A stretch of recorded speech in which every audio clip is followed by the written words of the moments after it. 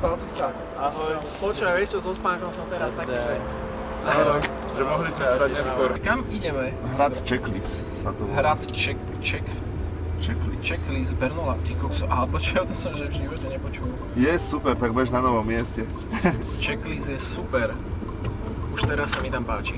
Sú na Slovensku hrady, ktoré majú v starosti združenia, ktoré to rekonštruujú akože aj nejakými pôvodnými technikami alebo tak, nie? Vieš čo, je to také, že viaceré, že buď spravujú súkromníci, majú vo vlastníctve buď ten pozemok pod hradom, alebo sú občianske združenia, alebo sú potom štátne organizácie, že Slovenská národná galéria, Slovenské národné múzeum a podobne. Ešte niekde potom obec sa stará o hrad. To bol taký cieľ, že my sme mali mať najskôr aj tie talk show každý večer a hygiena dala také veci, hovoríme si, že nebudeme to síliť, spravíme jedno podujatie, to sme mali včera v tej Kremnici. Ale spojíme sa s každým hradárom. Koľko je hradov na Slovensku? Vraj viac ako 150, ale niektoré sú že zaniknuté, tam máš len cedulu. Ale my sme išli po tých, ktorých aspoň jedna stena stála a tam sme ich mali 96. Na zozname sme ich mali ale 105. Niektoré hrady ani nemajú Instagram alebo že Facebook majú mŕtvý, stránku majú neaktualizovanú a pritom tam makajú oni jak draci. No toto, že oni nemajú vôbec čas na to, aby niečo spravovali, lebo spravujú hrad. Ale to je veľká škoda, lebo po kopec hradov, akože ja osobne fakt neviem a ja milujem hrady a stredovek. Niektorí zase hovorili, že už napríklad propagáciu nepotrebujú, že lebo čím viac ľudí akože internet chodí na tú zrúcaninu a že ste ľudia bežne skáču, fotia sa na najvyšších tých stenách a to opadáva, nemajú zarezervované, tak to viac škodí. Spojili sme sa aj s organizáciou Zachraňme hrady a oni stretli OZK, obce, ktoré si dávajú nejakú inšpiráciu vzájomne. Nás tak poprosili, že k tomu dobrovoľníctvu viedli ľudí na nejakej tej osvete správania sa pri tých hradoch, keď ja si vybehnem na kamienok sa odfotiť a poviem si, že všetko len jeden, len spraví to 1000 ľudí a oni potom to opravujú ďalší rok. No jasné, že ja si sa len vyriem moje meno s priateľkou. Hrady, ktoré sú blízko pri mestách, tak tam ľudia, že žúrky si robia, tak oni po víkende chodia a odpratávajú odpadky po ľuďoch. Je tam taká, že jedna venička, pod tým sa ešte plavia také tie plťky, akože nejak udržiavajú tradíciu. Strečno, Starhrad? Asi Starhrad to bude. Tento rok sa tam vytvorila skupina, čo sa starajú o to. Tam je Lietava, Starhrad, Hričov.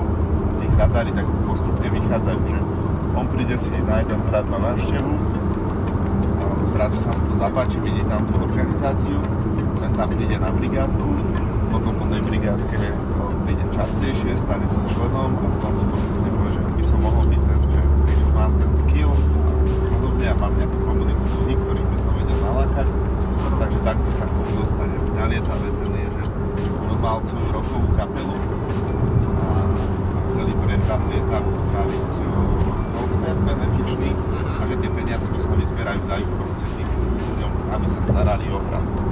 Vtedy zistili, že nikto sa o hrad nestará, tak si ho zobrali pod patronát a vraj chlapík, to nám potom na inom hrade povedal, že on je obchodník, tak tomu sa podarilo ešte aj odkúpiť väčšiu časť toho hradu alebo pozemku zasa pod hradom. Čiže dá sa normálne kúpiť ešte hrad v dnešnej dobe. Niekomu sa to tak podarí, no. To bol zase na východe ďalší priestor pre vinárstvo. Boli že 2 kamene a dole bola taká pivnička, kde boli stoly a že predtým majiteľ si tam spravil ako nejaký podnik. A on, že takto to by som si odkúpil, tak si to odkúpil. A on potom zrazu sa do toho tak dostal, že odkúpal pár metrov dole. Vždycky mi tak očko zaplače, keď proste vidím to, čo si ty povedal, že zaniknuté hrady, že je tam možno jeden kameň. Fakt, že vyslovene, že jeden kameň a trošku, vieš, možno vyhlbená zem, že tu niečo kedysi bolo. Tak áno, je to také hrozne smutné, že sa o tom nejak nevie, že ako to vyzeralo, alebo že sa teda dohromady, ja chápem, že na to nie sú peniaze, ale mali by byť. Keby si môžeš kúpiť hrad, ktorý by si sa kúpiť. Aby si sa hlavne ubranil pred nepriateľom. Ja aj takto. Liptovský bol, nie? Dobrý na ubranenie. Najvyššie postavený hrad na Slovensku. Asi v nejakej 1000 metrov nad morom. Lietava, tá bola nedobitá. Nebude to tým, že možno, že boli menej na tej lietave mali koľko je? 11 na jednom podlaží delostreleckých trielní. Aha. A tam majú normálne na lietave aj delostrelecký klub. Aha. Že ľudia sa venujú tomu. Oni kedysi, jak tie hrady boli, tak nemali také, že zalesnené ako teraz. Áno. Ale mali to No, vykosené, no aby veď vedeli. toto je ináč veľká vec vo filmoch, čo si všímam. Častokrát sú zobrazené hrady, dediny, takže buď stredovek, alebo proste to je jedno, aj od stredoveku vyššie a že v okolí sú stromy. A že však to čo je za blbosť, vieš?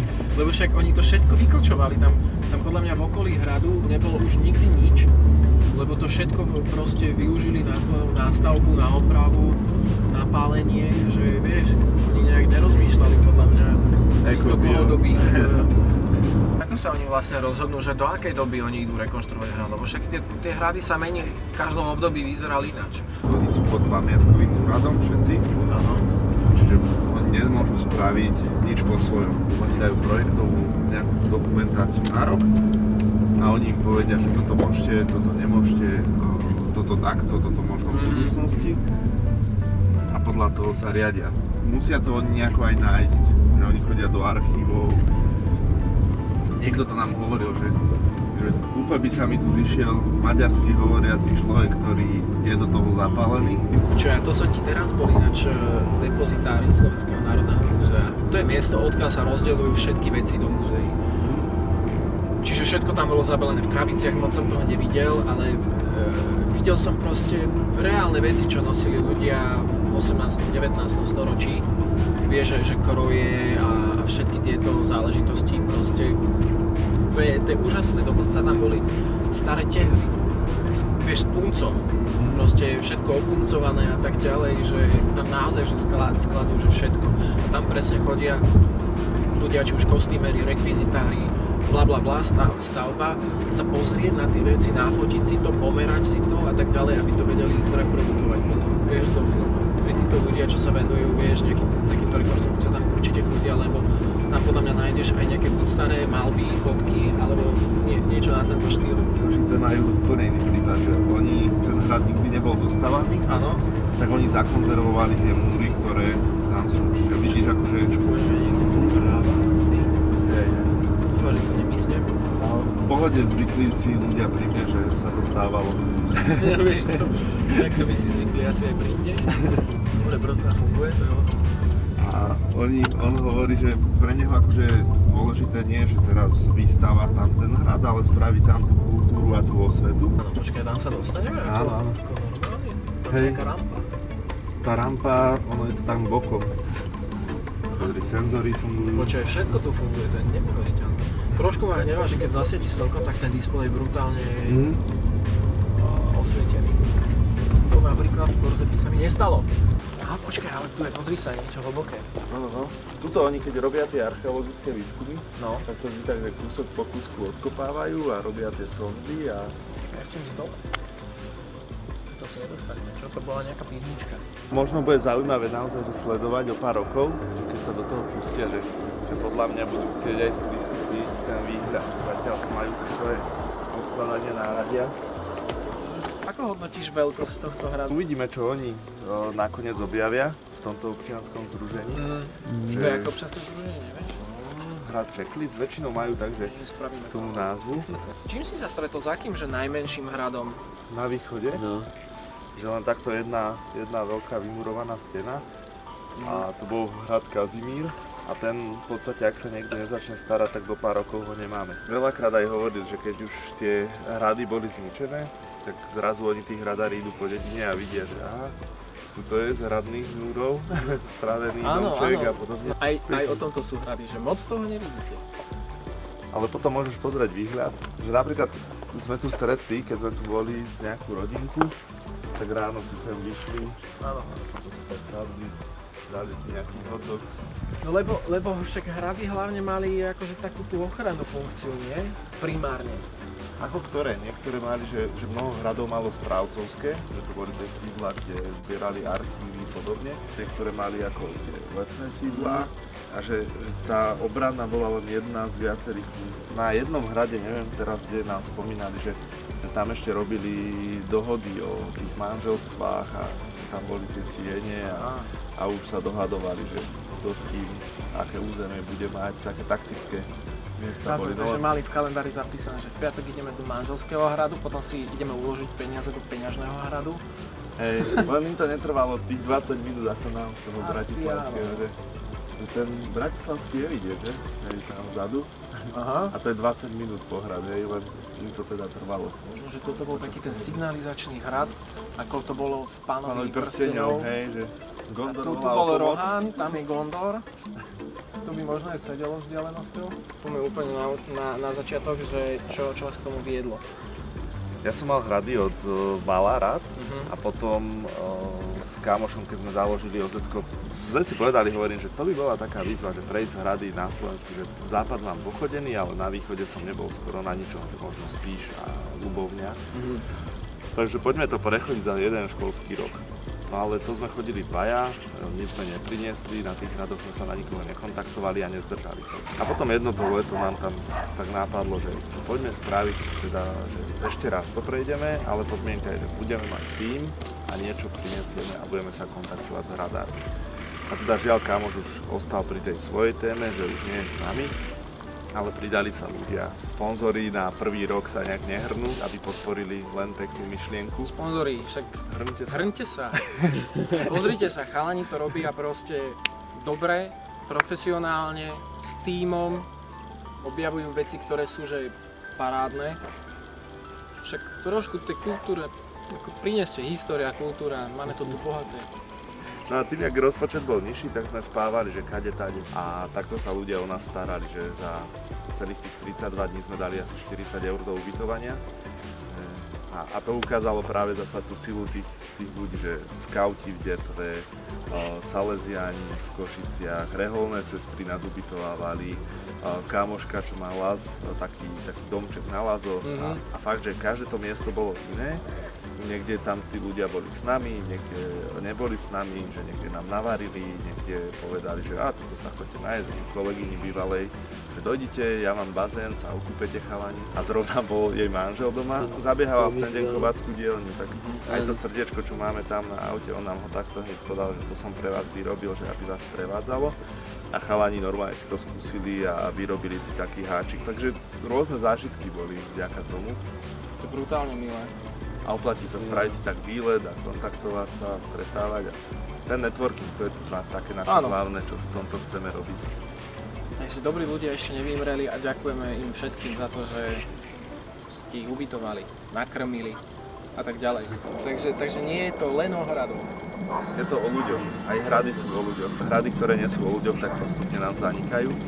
A tie, ktoré sú o ľuďoch, tak tie sa rozvíjajú. Keď dostanú tú podporu, tak vedia sa rozvíjať rýchlejšie. A ako to vidíš? Nejak kriticky, alebo je to na dobrej ceste, že nejak sa to dostáva viac do povedomia, že by sa tie hrady rekonštruovali alebo dávali dohromady? Ja to vidím optimisticky, že naozaj na väčšine hradov, už teda tých, čo ešte stoja, tak je, že naozaj máličko hradov, ktoré nemajú. Aj tento rok vznikli na 3-4 hradoch OZ-ka. Chceme s nimi komunikovať, že kde čo vieme priniesť, aby tí takí v príbehu Rytiera bol ten, čo rozprával tie legendárne príbehy. Áno, takže taký bardi, hej? Takže tí bardi a uvidíme, že či sa nám podarí nakopnúť ďalších ľudí.